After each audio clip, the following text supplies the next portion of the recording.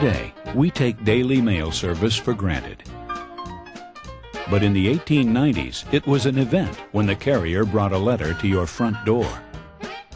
Unfortunately, home delivery was confined to the cities, and 2 out of 3 Americans lived in rural areas.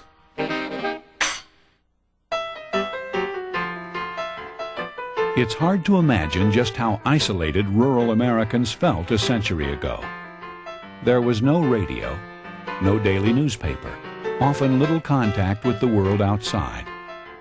Farmers were expected to pick up their mail in town, winter and summer. When the weather turned bad, it might be weeks between visits. Yet farmers paid the same postage city folks paid. At meetings at the National Grange, the farmer's best friend, voices began to be raised.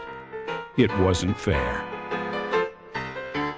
Responding to pressures from the Grange and sympathetic postal officials, Congress finally appropriated enough money in 1896 to experiment with rural free delivery in several communities. RFD caught on immediately. And though some senators complained that it would bankrupt the nation, petitions requesting new mail routes poured into the Congress, and all those farmers could vote. In 1902, rural free delivery became a permanent part of the postal system. But it wasn't easy.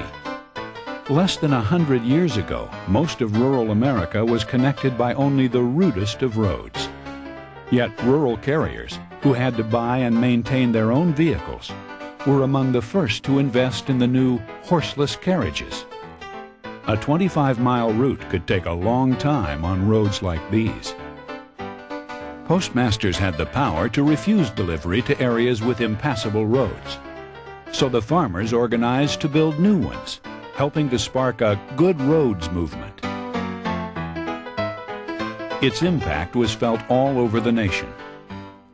Still, the Postal Service would carry only small packages. Giant express companies with powerful allies in Congress controlled parcel delivery. The fight was long and bitter, but popular sentiment won again, and parcel post service began in 1913. RFD with parcel post transformed rural America. It brought the farmers closer to the markets and gave them more control over when to sell their crops. RFD enhanced the value of their lands, too. But it did more than that. By bringing farm families newspapers, magazines, and mail-order catalogs, it brought the world to their door. Life in rural America wasn't isolated anymore.